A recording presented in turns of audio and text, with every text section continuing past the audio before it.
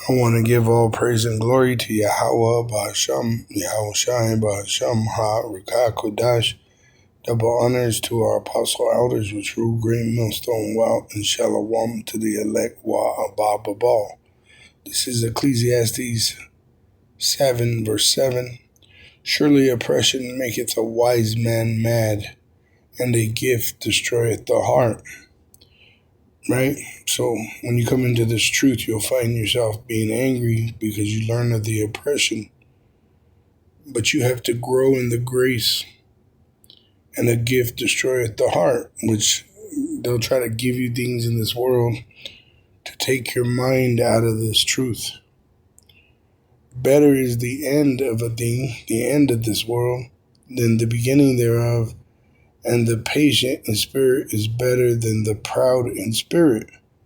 Right, which we're waiting for the end, because the end is the beginning of our kingdom on earth being in power. 2nd Ezra 6, it says, no, it's up in the beginning. Salakia.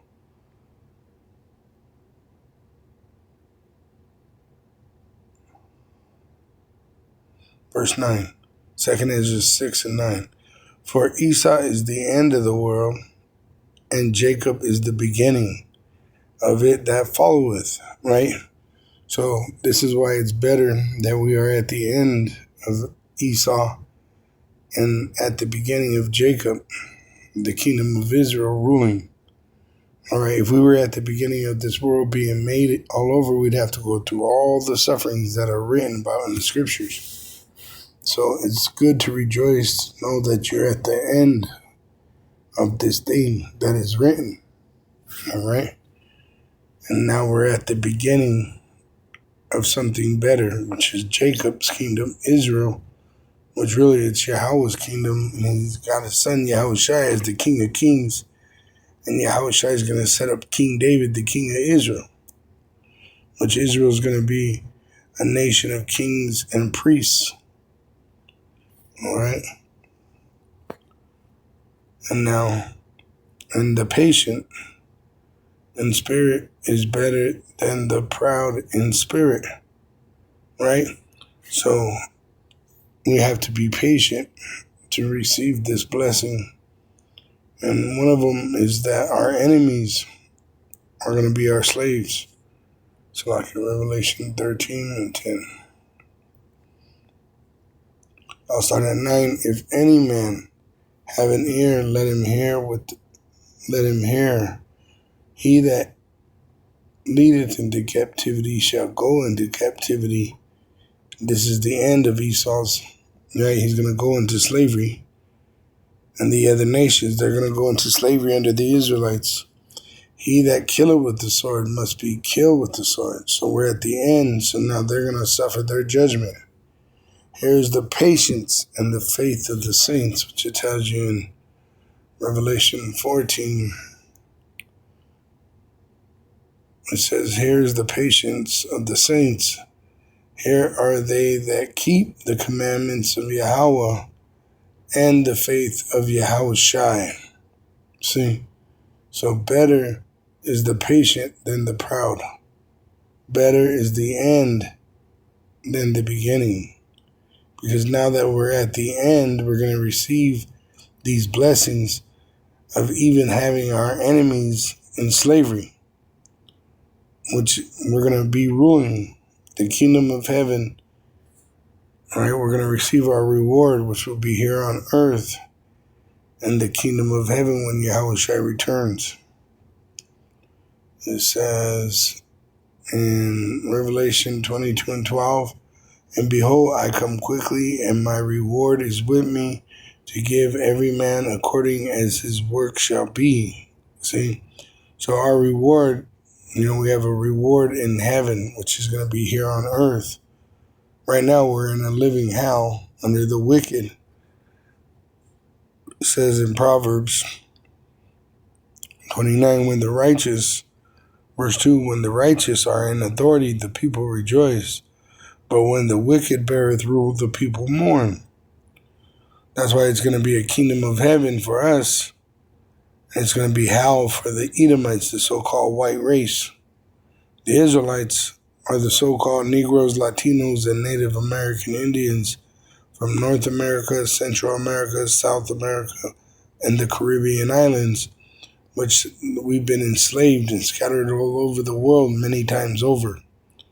But now we're being brought back into the fold through Yahawashi's sacrifice, which he's the mediator back to our power. He's reconciling us back to our power.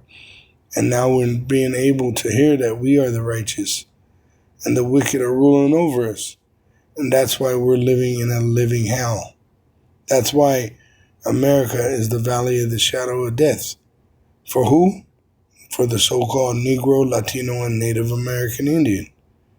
Why? Because our enemy is oppressing us. Which that makes you mad when you first come in.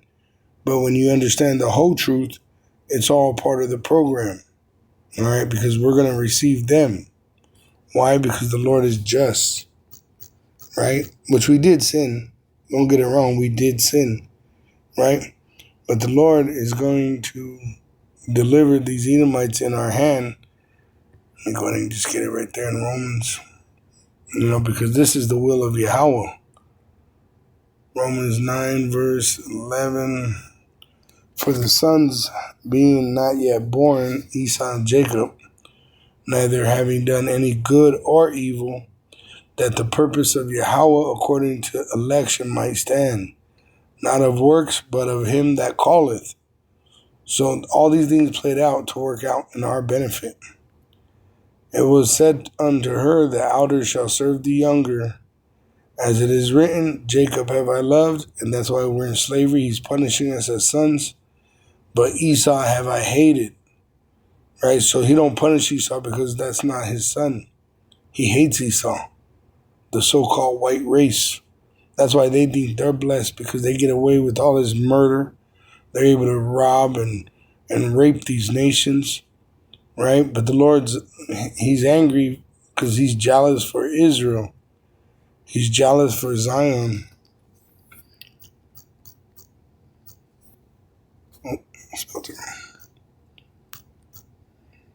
The Lord is jealous for Zion. Let's see.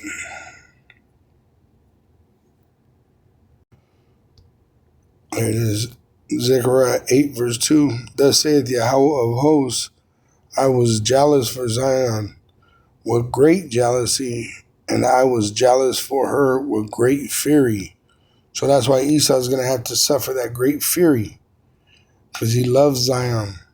All right, talking about the Israelite men that are a memorial to him and his son's righteousness, which that's why we speak about the past, telling you what's about to happen in the future. It says in Zechariah 1, verse 14, So the angel that communed with me said unto me, Cry thou, saying, Thus saith Yahawah of hosts, I am jealous for Jerusalem and for Zion with a great jealousy. And who has us? The Edomites and the other nations. You see, they have us as slavery. So the Lord's going to punish these other nations unto death. And Esau, the so-called white race, the head of all these fucking heathen, he's going to make you extinct. Isaiah 14 and 21. Prepare slaughter, and we're preparing you for the slaughter by telling you it's coming.